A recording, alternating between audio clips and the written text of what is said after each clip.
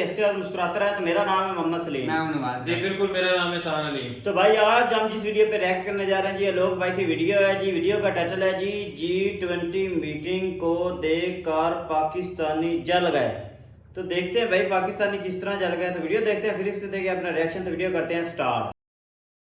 नमस्कार दोस्तों, DD red के एक और रिएक्शन वीडियो में आप सभी का स्वागत है। मैं हूं आलोक। तो आज जो वीडियो लेकर आया हूं वो है, उसका टाइटल है G20 summit 2023 India, world leaders arrives eight G20 summit. तो भाई जैसा कि आप सबको पता है कि G20 समिट जो है वो नई दिल्ली में शुरू हो चुकी है और इसमें बाइडेन आए, उनका भी स्वागत किया गया। इसमें MBS आए, सऊदी अरब के जो प्रिंस हैं और जो प्राइम मिनिस्टर हैं उनका भी स्वागत किया गया। दुनिया भर के लीडर्स आए हैं, दुनिया भर के जो 20 देश हैं।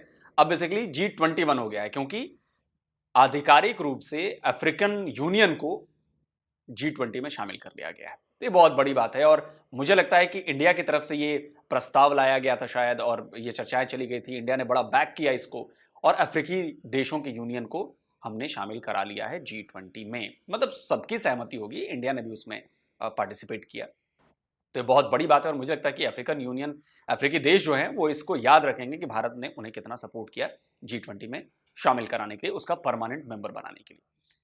अब जाहिर सी बात है कि पड़ोस में दुनिया भर के बड़ी बड़ी ताकतें आ गई।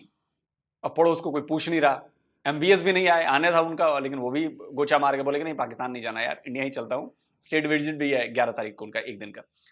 तो इस पर पाकिस्तानी क्या कहते हैं आइए देखते हैं।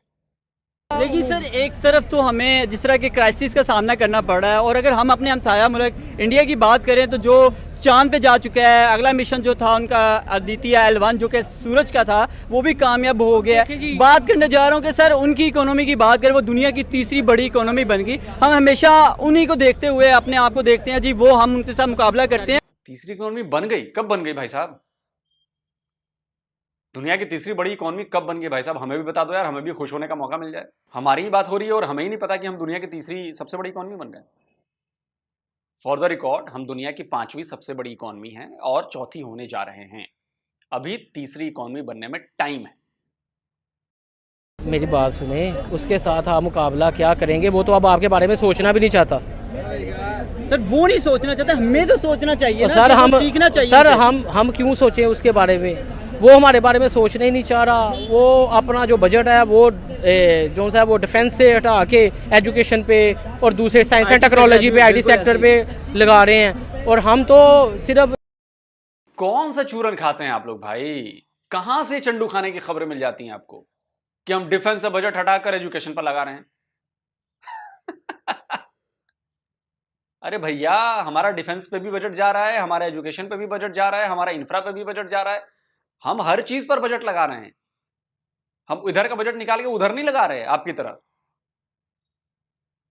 ऐसे डेवलप नहीं करती कंट्रीज कि एक का बजट निकाल के दूसरे में लगा दिया, दूसरे का निकाल के तीसरे में लगा दिया। सब पे ध्यान दिया जाता है ना, तब जाकर कंट्री ग्रो करती है। कौन सा नशा करते हैं भाई लोग आप लोग यार। जो था वो 2 वक्त की रोटी पूरी करने के लिए भी सोच रहे हैं। तो आप इंडिया के साथ अब कंपैरिजन छोड़ दें। ये आज से 15-20 साल पहले आप सोचते ना कि इंडिया के साथ ये आपकी इकोनॉमी का कोई मुआवजना किया जाए, कंपैरिजन किया जाए, तब हो सकता था। आज आप अपने बारे में सोचें। आप अपनी आवाम जो सी है वो 2 वक्त की रोटी। और जो आप ये देख रहे हैं ना कि बिजली के प्राइस बढ़ गई हैं, ये है वो है, ये कोई एक दिन में ये नहीं हुई ये बर्बादी। ये जो डिजास्टर है ये आस्ता आस्ता पाइलअप हो रहा था, और ये जो एटम बम है ये यकदम फट गया। कंट्रोल नहीं किया गया सर। ये कंट्रोल जब आप देखें ना, जब आप डेट लेते जाएंगे, एक वक्त आएगा कि डेट बर्डन इतना ज़्यादा हो जाएगा कि आप रोटी से भी मजबूर हो जाएंगे, और वो वक्त आपके ऊपर आ गया। यही सारा सिलसिला है। सर हमारे रिलेशन अपने नेबर्स के साथ अच्छे नहीं हैं। हम देखें अपने ईरान के साथ हमने पाइपलाइन का मुआहदा किया था, वो वहीं पे स्टक है, और बहुत सारे ऐसे मुआहदात हैं। जब आप मकरूज हों तो कोई भी बंदा आपके साथ कोई भी मुआहदा करते हुए डरेगा, यार ये तो आगे मकरूज है, मैं इसके साथ क्या मुआहदा करूं? ठीक है, तो ये पता नहीं उस मुआहदे को पूरा कर पाएगा कि नहीं। तो यही पाकिस्तान की जो अनसर्टेनिटी है, ये इसके जो मुआहदे हैं उनको अकम्प्लिश होने में भी, उनको भी पूरा होने में भी, उसकी रास्ते में भी रुकावट है। बाकी जी नहीं, आप लोग फट्टू हैं। आप लोग डरते हैं। आप जो यहाँ के कैमरे पे कहते हैं ना, बड़ा जज्बा है, हम किसी से नहीं डरते, एक मुसलमान 10 पर भारी है और ऐसा है और वैसा है, ये सब झूठ बातें। ये सब झूठ बातें इसलिए हैं क्योंकि एक बार अमेरिका ने आंख तरेरी और आप दुम हिलाते हुए हाँ हम ईरान से कैंसिल कर रहे हैं, अपनी डील कैंसिल कर रहे हैं, हम ईरान के साथ डील नहीं करेंगे। ये हैं आप लोग। आप सोचिए, ईरान ने अपने साइड जितना उसको बनाना था 70% उसने बनाना था, 30% पाकिस्तान ने बनाना था, 70% ईरान ने, उस पर भी सैंक्शंस लगे हैं, उसको भी पैसे की कमी है, उसको भी प्रॉब्लम्स हो रही है, लेकिन उसने अपना वादा निभाया। 70% पाइपलाइन बनाकर पाकिस्तान के बॉर्डर तक लेकर आया वो। और अब आपने कह दिया कि जी हम इस डील में नहीं आएंगे क्योंकि अमेरिका ने लगा दी फटकार, बोले गए हट, तब क्या करते हुए आप हट लिए। तो ईरान को इसका अंदेशा हो गया था, इसीलिए उसने कहा कि $18 बिलियन की पेनल्टी है अगर आप इस डील से पीछे हटेंगे। तो उसने बता दिया है और वो आपसे $18 बिलियन वसूलेगा। नहीं वसूलेगा तो आगे चल के क्या करेगा वो ईरान ही बताएगा आपको। तो आप तो इस कदर आप लोग डरपोक हो, बेसिकली बुज़दिल हो, बुज़दिल। 93,000 ने वहां 71 में सरेंडर किया था, अभी टीटीपी वालों के सामने आपका छतराल में सरेंडर हुआ है और अमेरिका के सामने आपने सरेंडर कर दिया कि ईरान से अपनी पाइपलाइन की डील कैंसिल कर दी। और उसका कहोगे कि हम तो बड़ी बहादुर कौम हैं। चल झूठे। हम उम्मीद कर सकते हैं कि G20 की मीटिंग हमने लास्ट देखा है श्रीनगर में मुनक्कद की गई थी, जम्मू एंड कश्मीर में। अभी अक्टूबर में जो दोबारा जो है वो सितंबर में 18 सितंबर को दोबारा जो है वो G20 की मीटिंग होने जा रही है, जो कि इंडिया से होल्ड कर रहा है। बात करने जा रहा हूँ कि सर इंडिया जो है वहाँ पे बड़े बड़े लीडरान जो है वो वहाँ पे आ रहे हैं। 18 सितंबर को? नहीं भाई, अभी हो रही है मीटिंग्स। 18 सितंबर को है भाई, पता नहीं आ रहे हैं। तो बात करते हैं उन्होंने अपने रिलेशन दूसरे ममालिक के साथ बहुत मजबूत और स्ट्रॉन्ग बना चुके हैं। मैंने ना पहले भी एक इंटरव्यू में बुलाया कि वो 1 अरब 35 करोड़ अवाम का मुल्क है और जितनी बड़ी इकोनॉमीज है ना, उनकी प्रोडक्ट उसके लिए अट्रैक्टिव मार्केट ही वो इंडिया है। तो वो किस तरह अपने रिलेशन जो से हैं वो उनके साथ ख़राब करेंगे। इसलिए जो हर मुल्क है वो इंडिया के साथ जो है सेक्टर एजुकेशन, टेक्नोलॉजी, इंडस्ट्री, कोई एक ऐसा सेक्टर नहीं जिसमें हमने उनको कम्पीट किया हो। अरे तो 1.5 अरब का मुल्क तो चाइना भी है, तो सारे देश उससे हट क्यों रहे हैं? वो मार्केट नहीं है, वहां के लोगों को जरूरत नहीं है, क्यों हट रहे हैं?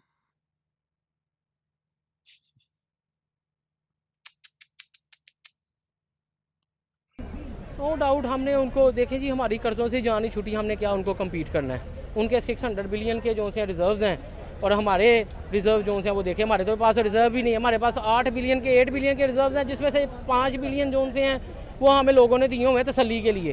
तो इस इतने रिजर्व्स के साथ आप क्या दुनिया को कम्पीट करेंगे? आप नहीं कर सकते। शुक्रिया। अस्सलाम वालेकुम। वालेकुम सलाम जी। वालेकुम अस्सलाम। सर आपका नाम?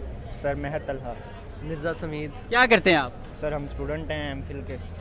मैं लॉ का स्टूडेंट हूँ। ज़बरदस्त जी, 2 स्टूडेंट हैं आज मेरे साथ, इनसे बात करते हैं। सर सबसे पहले ये बताइएगा, आज पाकिस्तान के जो हालात हैं क्या कहेंगे? जिस तरह पाकिस्तान जो है वो क्राइसिस में गिरा हुआ है और बिजली के बिल जो है वो बहुत ज़्यादा आ रहे हैं, क्या कहेंगे इस पर? सर जी आप कैमरे मैन को रिक्वेस्ट करते हैं कि ज़रा कैमरा घुमाएं, यहाँ पे दिखाएं आवाम को कि यहाँ पे मतलब महंगाई किस तरफ है। आवाम तो यहाँ पे धड़ाधड़ लगी हुई है, लेकिन महंगाई है उन लोगों के लिए जो बंदे गरीब हैं, जो मुलाजमत कर रहे हैं, दिहाड़ीदार हैं। उनसे अगर आप पूछ के देखें ना कि भाई आप कैसे अपने मतलब कि बिजली के बिल अफोर्ड कर रहे हैं, आप कैसे अपने घर के रेंट अफोर्ड कर रहे हैं, आप कैसे अपनी घर को मतलब कि कैसे सर्किट चला रहे हैं, तो वो आपको ना मतलब कि जो आप सुनना चाह रहे हैं ना, जो हमारी आवाम सुनना चाह रही है, वो सही जवाब देंगे कि भाईजान की बिल्कुल ज़बरदस्त बात की है। सर मैं आपसे ये जानना चाह रहा हूँ, आप दोनों स्टूडेंट हैं, क्या फ्यूचर देख रहे हैं आप? जी देखें, अगर तो हम लॉ की फ़ील्ड की बात करें या कोई भी और फील्ड की बात करें तो फ्यूचर एज सच पाकिस्तान में तो नहीं नज़र आता। अभी जैसे कि मैं जो है ना थोड़ी देर पहले अपने एक दोस्त से बात कर रहा था, उसकी डिग्री मुकम्मल हुई है तो वो गया, मैंने उससे कहा कि यार आगे का क्या प्लान है, ये प्लाई करने का सोच रहे हो? तो मुझे कहता है यार एक कोर्स है, वो 10 दिन के 1.5 लाख रुपया फ़ीस है और जो है ना वो करने लगा, उसके बाद मैं जो है ना बाहर जा रहा हूँ। बाहर जाने के लिए वो जो है ना इम्पोर्टेंट है मेरी डिग्री को सॉरी टू इंटरप्ट यू, लेकिन पाकिस्तान में रिसेंट एक सर्वे भी हुआ है जिसमें वो कह रहे हैं कि अप टू 65% जो स्टूडेंट तबका जो है, या जो हमारी टीन जनरेशन है, यंग जनरेशन है, वो ये कोशिश में है कि जनाब पाकिस्तान से हम किसी भी तरीके से मतलब कि बाहर मूव आउट कर जाएँ। और उसकी मेन रीज़न यही है कि पाकिस्तान में ना तो उनको फ्यूचर को नज़र आ रहा है, मतलब कि लेट्स से कि मैंने अब ग्रेजुएटेड हूँ अल्हम्दुलिल्लाह, और ग्रेजुएशन के बावजूद मुझे नहीं लगता कि कोई पाकिस्तान में एज सच गवर्नमेंट लेवल पे कोई अच्छी जॉब्स हैं, या गवर्नमेंट हमें इस तरह से फैसिलिटेट कर रही है कि जिससे हम यूटिलाइज़ या कोई फ़ायदा उठा सकें अपने मुल्क से या अपनी गवर्नमेंट से। तो इसलिए most of the tin generation जो है वो इस इरादे से बाहर जा रही है कि यार बाहर जो है रोज़गार अच्छा है, कमाई अच्छी है, अर्निंग अच्छी है, तो सारे जो है ना बाहर की तरफ मूव ऑन कर रहे हैं अपने मुल्क को। लेकिन सर एक इशू है कि हम बात कर रहे हैं कि हम लोग, हमारे जो जितने भी पढ़े लिखे स्टूडेंट हैं वो पाकिस्तान को छोड़ते हुए नज़र आ रहे हैं। अगर मैं बात करूं, इस टाइम हमारा हमसाया मुल्क चांद पे चला गया है। चांद के बाद अगला मिशन उनका जो है वो सक्सेसफुल हुआ नज़र आ रहा है कि जैसे कि वो सूरज की एक टारगेट है, एक पोजीशन है L1 जो है उसको उसने बीट कर लिया है, उस तक पहुंच चुका है। उसको आप देखेंगे वो सूरज की होने वाली हर मूवमेंट को ऑब्जर्व करेगा। अभी नहीं पहुंचा है जनाब, अभी पहुंचने में कुछ महीने लगेंगे, बहुत दूर है, अभी इतनी जल्दी नहीं पहुंच सकता। 1.5 करोड़ किलोमीटर दूर जाना है उसे, 1.5 मिलियन है, नहीं बिलियन है, कुछ ऐसा ही है, 15 लाख किलोमीटर या 1.5 करोड़ किलोमीटर, कुछ इतनी दूरी पर जा रहे हैं, तो इतनी जल्दी नहीं जाएगा, टाइम लगेगा अभी पहुंचने में L1 पॉइंट पे। और आज हम बात करें अपने पाकिस्तान के, तो पाकिस्तान तो आज भी अपनी बेसिक नीड से नहीं निकल सका। बिल्कुल इसी तरह है पाकिस्तान सर जी। यहाँ पे जो गंदी सियासत है, पाकिस्तान के जो करप्ट हुक्मरान हैं हमारे, जो हमारे सर पे मुसल्लत किए गए हैं, इनकी इनर पॉलिटिक्स, डर्टी पॉलिटिक्स अगर ये ख़त्म होगी तो सबसे पहले तो ये मुल्क स्टेबल करेंगे, आवाम को खुश करेंगे, फिर ये इन चीज़ों की तरफ जा सकते हैं। अभी तो हमारे मुल्क के हालात ही ऐसे नहीं हैं, इन्होंने चांद पे क्या जाना है। हमारे मुल्क के हालात ऐसे हैं कि आवाम इन सब क्राइसिस के बावजूद या इन सब परेशानियों के बावजूद वैसे ही चांद पे पहुंची हुई है। आप अंदाज़ा कर सकते हैं कि पाकिस्तान को चांद बना बैठी है। आवाम कहती है जी ना वहाँ पे गैस है, ना यहाँ पे गैस है, ना वहाँ बिजली है, ना यहाँ बिजली है। पाकिस्तानी आवाम वैसे ही चांद पे है। जो हालात चल रहे हैं ना, वो ख्याली तौर पर ही चांद पे पहुंचे होंगे कि सर कोई मसला ही नहीं है। बिल्कुल आपने सही बात की है। लेकिन सर मेरा आपसे सवाल ये है, देखा जाए जैसे इंडिया में बात करें G20 की मीटिंग होने जा रही है, जैसे कि दूसरे ममालिक के जो सरबराहान हैं वो आएंगे, जैसे कि USA का प्रेसिडेंट है वो भी जा रहा है वहाँ पे, और बहुत सारे ममालिक के जो प्रेसिडेंट है वो G20 की मीटिंग को अटेंड करने जा रहे हैं। क्या कहेंगे जी, हमारे रिलेशन अपने दूसरे ममालिक के साथ कैसे हैं, और अगर हम अपने नेबर हमसाया मुल्क इंडिया की बात करें, उनके रिलेशन किस नज़र से देखते हैं कि वो अपने तमाम दूसरे ममालिक के साथ उनके ताल्लुकात बहुत बेहतर नज़र आते हैं, क्या कहेंगे इस पर? भाईजान देखें, जो हमारे मुअज़्ज़ज़ प्राइम मिनिस्टर साहब रह के गए हैं ना, उनका एक जुमला बड़ा बेहतरीन मुझे बड़ा पसंद है। ठीक है, वो कहते हैं कि beggars are not the choosers. ठीक है, इसी लिहाज से अगर हम बात करें कि हमारे पे तो सब कुछ मुसल्लत बाहर से हो रहा है। अभी कल की न्यूज़ है कि जो है ना मरियम नवाज साहिबा जो है ना ऐलान करती हैं, और नून लीग का जो स्पोक्स पर्सन है वो ऐलान करता है कि नवाज शरीफ साहब 15 अक्टूबर को जो है ना आ रहे हैं। ठीक है, अब वो पाकिस्तान आ रहे हैं, इसका मतलब ये है कि he is coming for seat, वो अपनी प्राइम मिनिस्टरशिप के लिए आ रहे हैं। ठीक है, डोनाल्ड लू से जो है ना मुलाकात थी एक दिन पहले की, ठीक है, मरियम नवाज की, वो करने के बाद मतलब कि हमारे पे हर चीज़ तो बाहर से मुसल्लत की जा रही है, आइदर इट्स नवाज शरीफ और समबडी एल्स।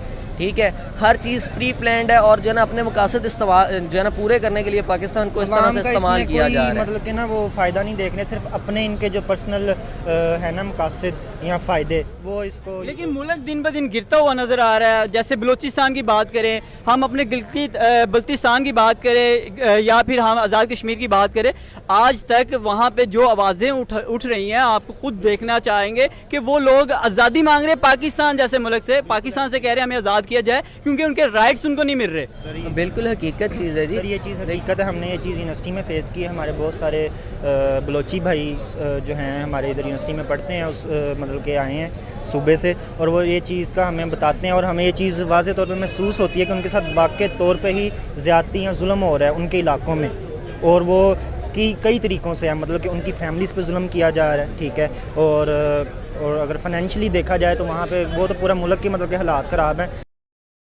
चलिए, किसी पाकिस्तानी ने तो ये माना है कि बलूचिस्तान के लोगों पर जुल्म किया जा रहा है, नहीं तो बड़े गिने चुने लोग हैं ऐसा बोलने वाले, वरना ज़्यादातर लोग यही बोलते हैं कि नहीं नहीं कोई जुल्म नहीं है, उसमें भारत का हाथ है, वहाँ पर भारत ने पंजे गाड़ रखे हैं, वहाँ भारत की जो एजेंसी है RANW वो लगी पड़ी है, रा का पंजा है और ऐसा है और वैसा है।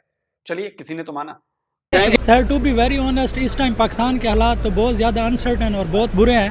तो मेरे काफ़ी सारे दोस्त इस वक्त मुल्क छोड़ चुके हैं और मैं भी इन्हीं सोचों में हूँ कि आने वाले कुछ सालों में मैं भी यहाँ से मूव ही कर जाऊँ तो बेहतर है, क्योंकि पाकिस्तान के जिस तरह अभी इकॉनमी के हालात हो गए 3 साल तो ये इकॉनमी संभल ही नहीं पाएगी और महंगाई वैसे अरूज पे चली गई है। तो इवन जो पहले ये कहा जाता था कि ये यूनिवर्सिटीज़ हैं वहाँ पे रेट कंट्रोल होते हैं तो स्टूडेंट्स का गुजारा हो जाता है, वहाँ पे भी महंगाई अरूज पे है। तो बहुत बुरे ही हालात हैं, यही कह सकते हैं। सर बिजली के बिल्स की बात करें तो हमारे यहाँ पे बिल्स बहुत ज़्यादा आए हैं और हमारे प्राइम मिनिस्टर ने एक स्टेटमेंट जारी किया था कि हमारे यहाँ कोई महंगाई नहीं है और बल्कि जो बिल की बात करें तो बिल भी कोई इतने महंगे नहीं है, जबकि वो कहते हैं ये मेरे अगेंस्ट जो है एक साजिश की जा रही है। तो साजिश कैसे हो सकती है, या साजिश के पीछे कोई इंडिया है, इसराइल है, या फिर ये जो लोग हैं ये कोई साजिश करते हुए आपको राह के एजेंट नज़र आ रहे हैं? नहीं सर, साजिश नहीं है, बिल्कुल बिजली के बिल ज़्यादा आए हैं और इस चीज़ पे तो बाकायदा रिपोर्ट्स भी आ चुकी हैं कि पाकिस्तान का जो बिजली का यूनिट का था वो तकरीबन 52 प्लस था और आने वाले दिनों में वो कह रहे हैं 90 प्लस चला जाएगा। तो बाकी आग पे जो पड़ोसी ममालिक हैं, इंडिया में 5-6 रुपये यूनिट है, अफगानिस्तान में भी कम यूनिट वहाँ पे ना इंडिया में कई ऐसी जगह है जहाँ पे 200 से 300 यूनिट तक बिल्कुल फ्री दी जा रही है बिजली। बिल्कुल ऐसे ही है और बिजली की सूरत हाल जो है वो काफ़ी ख़राब होती जा रही है और अभी तो बिजली का मसला है, जैसे जैसे दिन आगे आएंगे सर्दी आएगी गैस का मसला होगा और जो ज़रूरियाती ज़िंदगी की चीज़ें हैं वो वैसे आसमान को छू रही हैं। तो आने वाले दिनों में लोगों का जीना इससे भी ज़्यादा बदतर हो जाएगा। तो यही सीन है कि इलेक्शन हो जाए तो पॉलिटिकल स्टेबिलिटी आ जाए, शायद मुल्क को एक डायरेक्शन मिल जाए। ये नहीं कहता कि इलेक्शन हो जाएंगे तो कोई दिन ब दिन हालात फ़ौरन ही ठीक हो जाएंगे। हम लोगों ने 70 साल का एक अरसा गुजारा है और हमें कोई सही डायरेक्शन नहीं मिल सकी। हमसे बाद में आज़ाद होने वाले ममालिक तरक्की कर चुके हैं। अगर मैं बात करूं अपने हमसाया मुल्क इंडिया की तो वो उसे आप देखें कि वो चांद पर चला गया है, उसके बाद उसने अगला मिशन सन का जो है वो उसने लॉन्च कर दिया है, वो भी कामयाब रहा। तो मैं आपसे ये जानना चाह रहा हूँ कि वो लोग तो अपने आप को ग्रूम कर रहे हैं, तरक्की करते हुए दिखाई दे रहे हैं, वो IT सेक्टर हो, टेक्नोलॉजी हो या स्पेस में हो, तो हमें आप कहाँ पे देख रहे हैं? सर हमारा सबसे बड़ा मसला ये है कि मुल्क में सियासी अदम इस्तेकाम है, पॉलिटिकल स्टेबिलिटी नहीं है, जिसकी वजह से हर इदारा अपना काम ही नहीं कर पाता। और अगर एक गवर्नमेंट आएगी, एक पूरा टेन्योर चलेगा तो उसके बाद हालात बेहतर होंगे और इदारों में अगर अच्छे कैपेबल बंदे आएंगे तो तभी कुछ जाके बनेगा। इधर चांद पे रहना तो दूर की बात, लोगों का अपना जो ज़रूरियात ज़िंदगी है वही मुयसर नहीं आएंगी तो चांद पे तो बात की बातें हैं। जब आपका मुआशरा खुशहाल होता है, आप एक पूरी डायरेक्शन में जा रहे होते हैं। हम तो सिर्फ सर मीम्स बनाने के अलावा कुछ नहीं करते। बाकायदा हमारे कुछ लोगों ने अभी भी मीम्स बनाए जी, हमें कोई प्रूफ दिया जाए जी इंडिया जो है वो चांद पर गया। देखिए सर पूरी दुनिया इस टाइम जो है उनको अप्रिशिएट करती हुई दिखाई दे रही है। तो अभी भी हम लोग इस कश्मकश में है कि शायद वो चांद पे गया है या नहीं गया। नहीं सर, ये हमारी कंस्पायरेसी थ्योरीज होती हैं। जो मुल्क तरक्की कर रहे होते हैं वो हम लोग समझते नहीं हैं और वैसे भी ये लोगों को बताया जाता है कि ये कुछ नहीं है, हमें हवा है। वो गया है बिल्कुल और उसने तो अब चांद का अपना मिशन भी वो लॉन्च कर दिया है। तो वो सक्सेसफुल रहा है सर। वो तो हमसे अब कंपैरिजन ही नहीं करता, उसने तो कह दिया है कि पाकिस्तान को अपनी मौत मरने दो। सर इलेक्ट्रिक गाड़ियाँ वो प्रोड्यूस कर रहे हैं। अगर मैं बात करूँ इस time technology wise, education wise और हमारे यहाँ इंडस्ट्री जो मेडिसिन इस्तेमाल होती है ये भी मोस्टली जो है वो इंडिया से ही आती है। तो हम किस तरह से कहें जी हम इंडिया को किसी एक चीज़ में भी कम्पीट कर रहे हों? सर बिल्कुल हम लोग नहीं कर सकते और आने वाले कुछ सालों में भी नहीं करेंगे। अगर हमारे यही हालात रहे तो हमें अपनी जो डायरेक्शन है उसको सेट करना होगा और हमें सोचना होगा कि हमने फ्यूचर प्लानिंग करनी है। तो इसके लिए मुल्क में सियासी इस्तेकाम होना बहुत ज़रूरी है। अब वो सियासी इस्तेकाम कब आएगा पाकिस्तान में ये तो हमने नहीं देखा, क्योंकि 75 ईयर्स में हम यही देखते आ रहे हैं कि भाई हमेशा जो है वो मुल्क जो है वो नाजुक दौर से गुजर रहा है। हमेशा जो वहाँ के प्राइम मिनिस्टर होते हैं कहते हैं कि नहीं नहीं हम सब संभाल लेंगे, अभी दिक्कत है अभी दिक्कत है। तो दिक्कत कहते कहते कहते कहते 75 ईयर्स बिता दिए, 76वां साल चालू हो गया है। तो खैर पाकिस्तान इसमें माहिर है, पाकिस्तान के सियासतदान इसमें माहिर हैं। रही बात इंडिया की, टॉपिक था इंडिया G20 समिट। तो देखिए पाकिस्तान तो G20 का मेंबर भी नहीं है। दूसरी बात कि G20 का मेंबर होना इतना आसान भी नहीं है कि पाकिस्तानी सोच ले कि मैं कहीं से करके और कर लूँ। भाई देखिए आज भारत की सपोर्ट की वजह से आज अफ्रीकन यूनियन G20 का परमानेंट मेंबर बन गई ना। अब ये G21 हो गया जी। अब सोचिए कि अगर आप लोगों ने पंगे न लिए होते हमसे, आप लोग एक अच्छे पड़ोसी की तरह रहते, मिलजुल कर रहते, हमारे खिलाफ साजिशें नहीं करते, तो आज हो सकता था कि अफ्रीकन यूनियन तो अब आया है, आज से कई साल पहले आप G20 का हिस्सा बन चुके होते। लेकिन यकीन मानिए, मैं गारंटी देता हूं आने वाले वक्त में भी कोई आसार नहीं है, क्योंकि आप लोगों की जो हरकतें हैं ना, वो बताने के लिए काफी हैं कि आप लोगों से प्यार मोहब्बत से पेश आना या आप लोगों से कोई रिलेशन रखना, आप अपना करते रहिए भाई, हमें बस माफ कर दीजिए, हमें बख्श दीजिए, हमें छोड़ दीजिए, हमें कोई संबंध नहीं रखने। G20 की मीटिंग करके इंडिया ने यह दिखाया है कि अब जो है वर्ल्ड पावर है वो, और दुनिया उसको इग्नोर नहीं कर सकती।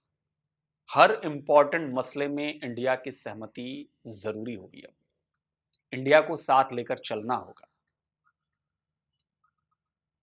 बगैर भारत आप आगे नहीं बढ़ सकते। भारतीयों के बिना आपके देश का काम नहीं चलने वाला। भारतवंशी उस देश में जहां रहेंगे, उस देश को आगे बढ़ाने के लिए काम करेंगे, चाहे अमेरिका हो, चाहे ब्रिटेन हो, चाहे कनाडा हो, सब कुछ हो। और जो जो हमारे खिलाफ जा रहे हैं उनकी हालत बद से बदतर होगी। वो चाहे कोई भी हो, चाहे पाकिस्तान हो, कोई देश हो। कल को अगर अमेरिका भी हमारे खिलाफ आएगा तो अमेरिका को भी मुश्किलें होंगी। आज चाइना ने हमसे पंगे लिए, आप देख लो चाइना की हालत क्या हो रही है। धीरे धीरे मुश्किलें बढ़ रही है ना चाइना में। चाइना के प्रेसिडेंट साहब नहीं है G20 में शामिल होने, क्योंकि पता है कि वहां घेरे जाते। चाइना में रियल एस्टेट सेक्टर में ब्लूमबर्ग की रिपोर्ट है, 2/3 जो रियल एस्टेट की कंपनीज है चाइना की, वो बैंकरप्ट हो चुकी, घाटे में चल रही। चाइना ने अपनी बेरोजगारी दर, अनएम्प्लॉयमेंट रेट का जो डेटा जारी होता है, वो जुलाई से जारी करने पर बैन लगा दिया, बोला कि नहीं जारी करना। पोल खुल रही है हमारी, 25-26% हो गई है उसकी बेरोजगारी दर। लेकिन इंडिया 6-7% है। और यहां पे देखिए लोग हवा बनाए हुए हैं, अरे 6-7% बेरोजगारी दर। वहां जाओ देखो ना यार, चाइना में 25%। मैं ये नहीं कह रहा सपोर्ट कर रहा कि बेरोजगारी होनी चाहिए, नहीं होनी चाहिए, लेकिन कंपैरेटिव हम देखेंगे तो हमारे यहां कम है। दुनिया भर में हमारी कंपनीज आगे बढ़ रही हैं, यूनिकॉर्न बन रही हैं। अच्छा, आपको पता है कि हमारा टाटा ग्रुप जो है, ग्रुप तो छोड़ दीजिए, इकलौती उसकी एक कंपनी है, ऐसी सैकड़ों कंपनीज है टाटा की, एक कंपनी है TCS, Tata consultancy services, software company है, IT से रिलेटेड है। वो कंपनी पाकिस्तान के पूरे GDP से ज्यादा पैसा है उसके पास। एक टाटा ग्रुप की एक कंपनी, तो आप इसे अंदाजा लगा सकते हैं कि आपकी वेटेज कितनी है इकोनॉमिकली, या फिर वैसे देखा जाए तो आपकी हैसियत नहीं है। अब G100 में भी नहीं है शायद, कि G90 प्लस में है शायद, कुछ ऐसा है, अब आई डोंट नो, हम लोग तो ध्यान ही नहीं देते ना इतना। तो अगर इंडिया G20 का आयोजन कर रहा है, इंडिया ने दिखाया कि हम कैसे डेवलप हो रहे हैं, हमने अपनी अथॉरिटी दिखाई है कि आप अब हमें हल्के में नहीं ले सकते, क्योंकि हमने खून पसीना एक करके अब वो जगह पा ली है कि हमारे बगैर दुनिया के किसी देश का काम नहीं चलने वाला। वो चाहे बड़े से बड़ा सुपर पावर हो या छोटे से छोटा देश हो, इंडिया के बगैर, भारत के बगैर, भारतवंशियों के बगैर मुश्किल है। भारत का साथ रहेगा, आप उन्नति करेंगे, हम भी ग्रो करेंगे, आपको भी ग्रो कराएंगे। आप मुसीबत में फंसेंगे, हम आपके लिए आएंगे। अभी मोरक्को में भूकंप आ गया, मोरक्को वाले बड़े परेशान हैं, मुझे लग रहा है कि 500 से ऊपर से ज्यादा लोग मर चुके हैं। फौरन PM मोदी की तरफ से बयान आया कि मोरक्को को जो भी मदद की जरूरत है हम मदद करेंगे। आप बताइए, हम मदद के लिए हमेशा तैयार हैं। तो ये होती है विश्व गुरु बनने की राह, और हम विश्व गुरु हैं, बन के रहेंगे फिर से। और देख लीजिए आज G20 में पूरी दिल्ली जो है जगमगा रही है, पूरा पावर सेंटर आज दुनिया भर के सबसे पावरफुल लोग जो हैं वो आज दिल्ली में हैं, हमारे यहां भारत में। तो भारत के प्रधानमंत्री ने वो काम करके दिखाया है जो कई दशकों से नहीं हुआ था। बाकी कमेंट में आप जरूर बताएं कैसा लगा वीडियो, कमेंट जरूर करें। जल्दी मिलता हूं एक और नई वीडियो के साथ। नमस्कार, जय हिंद।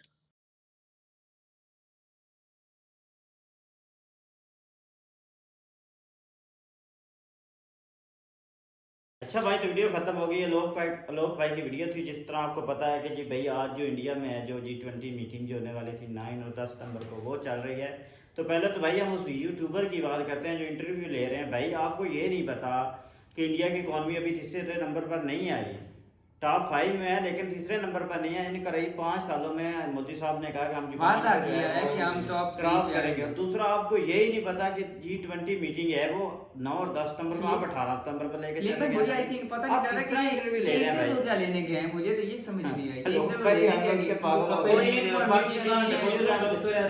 पता ही कोई नहीं होता। इसी वजह से तो दूसरे जो है ना पढ़े लिखे लोग वो भी पीछे जा पड़ते हैं ऐसे यूट्यूबरों की वजह से। यार बड़े ऐसे की बात नहीं है भाई, थोड़ा सा उनको बात करने में उसको पता होना चाहिए कि भाई G20 मीटिंग जो है आज हो रही है 9 और 10 सितंबर को। आज आपकी वीडियो बन रही है, आज हम आपकी वीडियो उठा रहे हैं। तो लोग भाई पहले बात तो ये है कि आपने ये बिल्कुल ठीक कहा है कि इंडिया को अब पाकिस्तान की जरूरत नहीं है।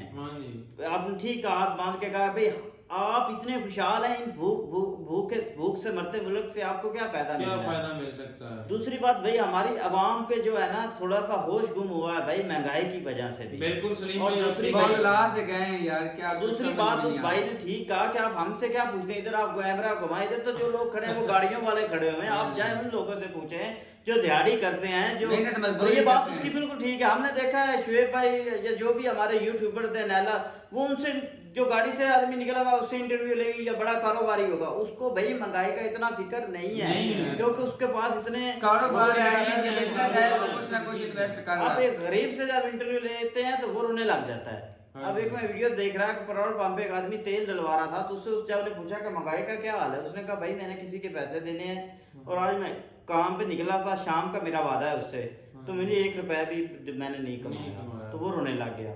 तो भाई यही हालात है हमारे मुल्क क्या है जो देख रहा है। आप देखिए एक आदमी दिहाड़ी उसकी 1300 रुपए है और उसको बिल जो एक मंथ का 30,000 से ऊपर आ जाता है, वो खाएगा क्या, बिल क्या देगा, घर का रेंट क्या देगा, बच्चों को कैसे पढ़ाएगा, सबसे बड़ी बात है बच्चों तो को। पाकिस्तान में ये मसले खत्म नहीं हो रहा है। इसी के बरक्स हम नेबर कंट्रीज में चले जाएं तो वहां पर इतनी फैसिलिटीज दी गई है लोगों को। मैं 8 करोड़ से ज्यादा लोगों को तो वहां पर फ्री राशन दिया जाता है भाई।